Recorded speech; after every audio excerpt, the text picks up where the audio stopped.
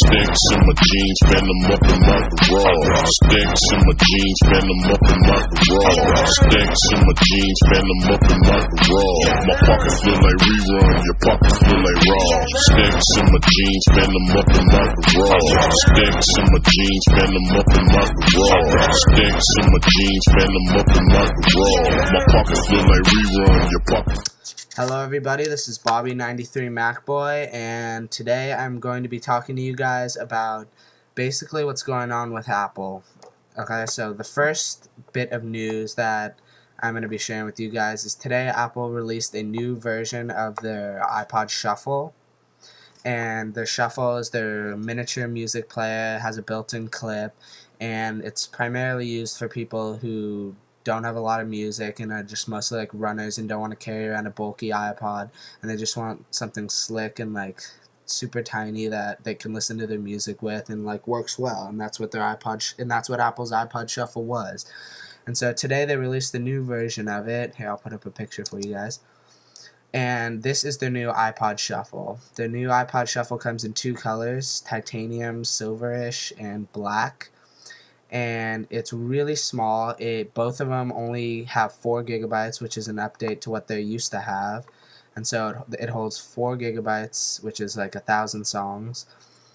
And the weird thing about this, and the kind of like the interesting part about this new iPod, is it's a lot smaller and it doesn't have any buttons on it. So as you can see, here's the front and here's the back, and there's no buttons on it at all. And the way that this is like compensated is on the headphones that they're coming with it. It has like a little clip thing on the side. Here, let me see if I can pull up a picture for you guys. It has a clip on the side that you can turn the volume up and switch the song and stuff like that.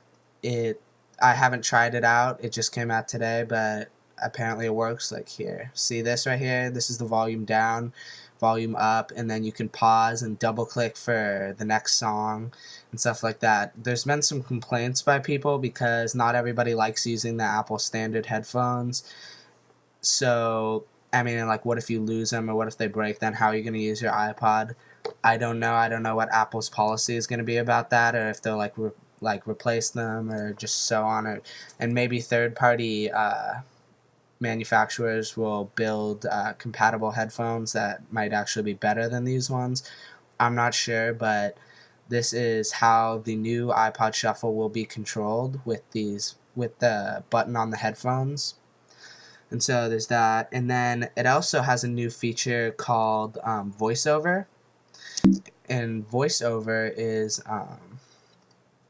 basically, it's just, it talks to you. Your iPod will talk to you and tell you what's going on with like your music. It'll tell you what song is playing, what playlist it's from. By the way, this new iPod Shuffle is the first shuffle that can have playlists, and there's a video called, the Apple has made a guided tour about all this, about how to work it and how it's used. But basically what it does is it'll tell you what song it's playing, and if you have it in a playlist, it'll tell you what playlist it's in. And it doesn't really sound that good. It just kind of sounds like, basically it just sounds like those computer voices, or like, you know, on like your navigation system on your car, if you guys have one, like that kind of like robot voice kind of sounding thing. Here, I'll see if I can play it for you. But I mean, some people are gonna like this. I'm not sure, some people might not, but this is basically, here, let me see. If you're syncing your iPod with Leopard, this is what it'll sound like.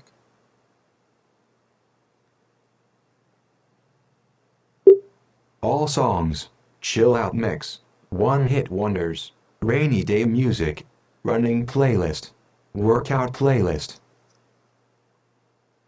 Yeah, so as you guys can see, it doesn't sound that good, but at least you can understand it. So I mean, I guess that's pretty cool that your iPod will tell you what you're listening to, and apparently it doesn't interrupt your music at all, and it's not like obnoxious or anything.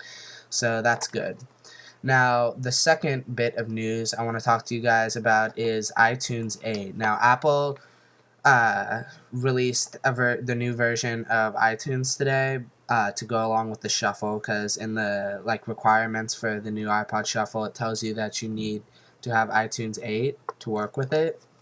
And so iTunes 8, there's been some upgrades with it and a lot of bug fixes, which is pretty nice. This is iTunes 8. I just downloaded it today. Basically what they've made some like small improvements and bug fixes, but the main things that they've added are, let me get my cheat sheet. Supports syncing with the 3rd generation iPod Shuffle. They have this new feature called iTunes DJ. I don't really know what it does yet. I haven't tried it out, but I'm assuming it's just kind of like a party mix, and they made it so if you have the remote application for your iPod Touch or your iPhone, you can request songs to the iTunes DJ or the computer that's playing the music at a party, and then it'll play those songs if they have it in their library, which I think is kind of cool. It adds a Genius sidebar for your movies and TV shows. So the Genius feature that they released a little while ago for the for music and stuff like that, it works really well. I've actually used it a lot. It just kind of requests music that you might like if you have certain songs, and it also makes like smart playlists, like here are my Genius playlist for some songs that I like, and it tells you songs that are similar to those songs, and it works really well. I like it a lot. And you can also refresh it if you don't like the songs on it, and you can also choose how many songs you want on your playlist. They've added this feature for movies and TV shows, so let me see if I can make one for TV shows. Let's see, like The Office. Let's see. So I have that. Actually, I don't know if it'll work because I might have to update my Genius. But anyway, basically they've just added kind of like the Genius bar for movies and TV shows. Now, they've also improved the performance when downloading iTunes Plus songs, so I guess they'll download iTunes Plus songs a lot quicker. They provide autofill for manually managing iPods. I don't really know what that is, but whatever. Seems like it'd work. And then it allows CDs to be imported at the same sound quality as iTunes Plus, which I think a lot of people are going to like because not everybody likes buying their music off the iTunes store, and if you have CDs, you'd want them to be in the best quality, and so now I guess iTunes is supporting that. There's been some accessibility improvements, and yeah, that's pretty much the gist of it. So that is iTunes 8, and now the third thing I want to talk to you guys about is on March 24th, Apple's scheduled to have another Keynote event or some sort of like event. And usually at these events they release like new products and new stuff, and there's been a lot of rumors circulating about what this March 24th event is going to be about. Basically from what I've read and what I've heard, it's going to be mostly a software event, and so there's going to be like updates to their pro software like Aperture and like Logic and like Final Cut Express and Pro and stuff like that. So they're probably going to put some updates on those and maybe improve them, and then there'll be like new versions. And then I've also heard people say that it's going to be talking about Snow Leopard. And Snow Leopard is going to be the new version of Mac OS X. And so right now the main version is Leopard, and that's what most people are using. And so they're coming out with a new one called Snow Leopard. And when Leopard came out, it was mostly about like all these new features like video chatting, just improved video chatting with backdrops, and just like all these little features that and like stacks that make using Mac OS X a lot more fun. But Snow Leopard, they say that they're not going to be they're not going to focus on making new applications to make it more fun. They're going to work mostly on the core of OS X. And they're going to work on like making the operating system take up less space on the hard drive so it can give more space to the user. And they're going to work on the core so it's a lot quicker and things run more, like a lot more fluent, and basically just working on the fluency of Mac OS X and just making everything work a lot better and quicker. So that's always a plus. And now the final thing I want to talk to you guys about is Apple. There's been a lot of rumors going on that Apple will be releasing a new notebook.